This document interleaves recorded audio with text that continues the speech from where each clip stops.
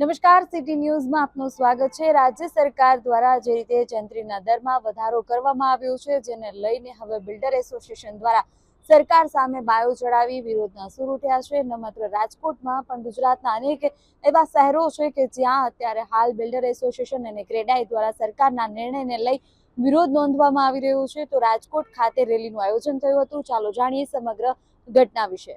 રાજ્ય સરકાર દ્વારા જંત્રીના સૂચિત દરમાં કરાયેલા તોતિંગ વધારાની સામે બિલ્ડર્સે હવે સરકાર સામે બાયું ચડાવી છે।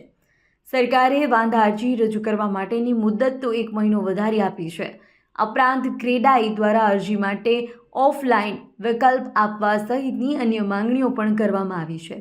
જંત્રી દરમાં કરાયેલા સૂચિત વધારાનો જો અમલ કરવામાં આવે તો મકાનના ભાવમાં 30 થી 40% વધારો થવાની ભીતિ વ્યક્ત કરવામાં આવી છે, જેના કારણે સામાન્ય માણસનું ઘરનું સ્વપ્ન અધૂરું રહી જાય તેમ છે। જેથી ક્રેડાઈ દ્વારા આ અસહ્ય વધારો પરત લેવાની માંગ કરવામાં આવી છે। જંત્રી દરમાં કરાયેલા સૂચિત વધારાના વિરોધમાં આજે ક્રેડાઈ બિલ્ડર એસોસિએશન દ્વારા અમદાવાદ, રાજકોટ, વડોદરા, સુરત સહિતના શહેરોમાં રેલી યોજી વિરોધ નોંધવામાં આવ્યો છે। રાજ્ય સરકાર દ્વારા નવી સૂચિત જંત્રીમાં સરેરાશ 200 થી 2000% સુધીનો વધારો ઝીકી દેવામાં આવ્યો છે। આ જંત્રીના અમલ સામે ક્રેડાઈ અને બિલ્ડર એસોસિએશન દ્વારા વિરોધ નોંધવામાં આવ્યો છે। આ જંત્રી કોઈપણ સંજોગોમાં સ્વીકારવા લાયક નથી તેવું નક્કી કરી રાજકોટના બિલ્ડરો દ્વારા રેલી યોજી જિલ્લા કલેક્ટરને આવેદનપત્ર પાઠવી જંત્રી વધારો પાછો ખેંચવા તેમજ આ જંત્રીનો અમલ 31 માર્ચ સુધી રોકી દેવા અનુરોધ કરવામાં આવ્યો છે।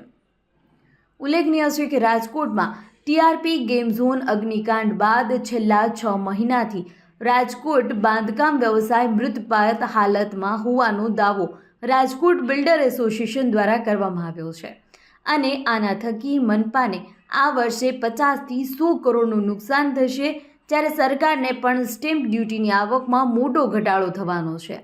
રાજકોટ બિલ્ડર એસોસિએશનના પ્રમુખ પરેશ ગજેરાએ જણાવ્યું કે 1.5 વર્ષ સરકારે જંત્રીના સર્વે કરી 20 નવેમ્બર 2024ના રોજ સૂચિત જંત્રીની જાહેરાત કરી દીધી છે। રાજ્યમાં 40,000 વેલ્યુ ઝોન છે, જેમાંથી 17,000 અર્બન વિસ્તારમાં અને 23,000 ગ્રામ્ય વિસ્તારમાં વેલ્યુ ઝોન આવેલા છે। સરકારે પોતે 1.5 વર્ષ સર્વે માટે લીધો અને જનતાને સૂચન માટે માત્ર 1 મહિનાનો સમય આપ્યો તે વ્યાજબી નથી। અમારા સર્વે પ્રમાણે નવી સૂચિત જંત્રીમાં 200 થી 2000% વધારો ઝીકી દેવામાં આવ્યો છે। ક્રેડાઈ માંગણી કરે છે કે અમને રિવ્યૂ કરવા માટે 31 માર્ચ 2025 સુધીનો સમય આપવામાં આવે। વધુમાં જણાવ્યું કે રાજકોટમાં તો હાલ પ્લાન પાસ કરવા માટે જરૂરી ફાયર એનઓસી આપવામાં આવતા નથી।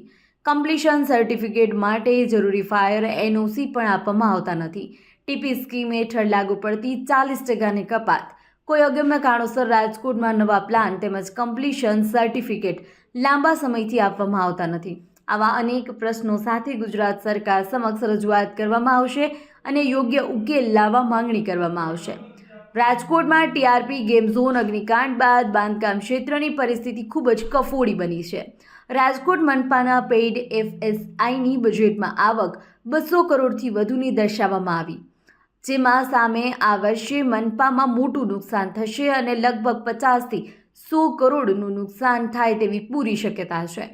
સરકારને પણ સ્ટેમ્પ ડ્યુટીની આવકમાં ઘટાડો થશે। બાંધકામ ઇન્ડસ્ટ્રી સાવ ઠપ છે।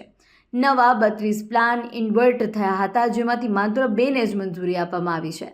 કમ્પ્લીશન સર્ટિફિકેટ માત્ર 1ને જ આપવામાં આવ્યું છે। અગાઉ દર મહિને 25 મીટરથી વધુ ઊંચાઈવાળા 8 થી 10 પ્લાન મંજૂર થતા હતા, જે હવે નથી થતા। નવા પ્લાન મંજૂર અને પ્લાન કમ્પ્લીશન 30 દિવસમાં થઈ જાય તે મુજબ વ્યવસ્થા કરી દેવામાં આવે એવી અમારી માંગ છે।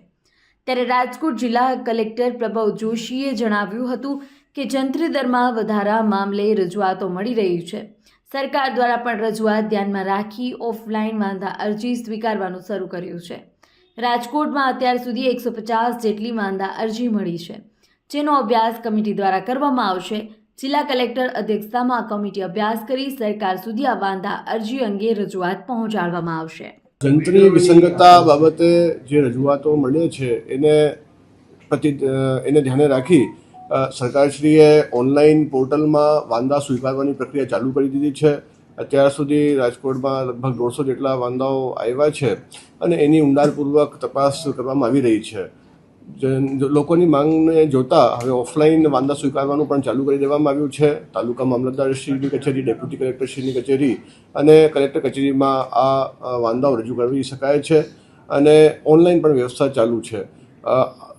એ દિશામાં કલેક્ટર લેવલની એક કમિટી બનાવવામાં આવેલી છે જે આ બધા જે ફરિયાદો છે એનું અભ્યાસ કરી સરકારમાં પોતાની ભલામણ કરશે. જે આ બાબતે નવા કમિશનર સાહેબની નિમણૂક થઈ ગઈ છે જે ટૂંક સમયમાં ચાર્જ સંભાળશે અને મને ઉમ્મીદ છે કે એ પોઝિટિવલી આગળ આ દિશામાં કાર્યવાહી કરશે. તો જે રીતે જંત્રી દરના વધારાને લઈ અને બિલ્ડર એસોસિએશન દ્વારા આજરોજ રાજકોટ ખાતે રેલી યોજવામાં આવી અને વિરોધના સૂર ઉઠ્યા છે. સાથે જ જો આ દરમાં વધારો કરવામાં આવશે તો સામાન્ય લોકો છે જેમના ઘરનું સ્વપ્ન છે તે કંઈક ને કંઈક તૂટી શકે તેમ છે અને 200 થી લઈ 2000 સુધીનો જે દર વધારો થયો છે જેને લઈને બિલ્ડર એસોસિએશનમાં હાલ અત્યારે વિરોધ જોવા મળી રહ્યો છે.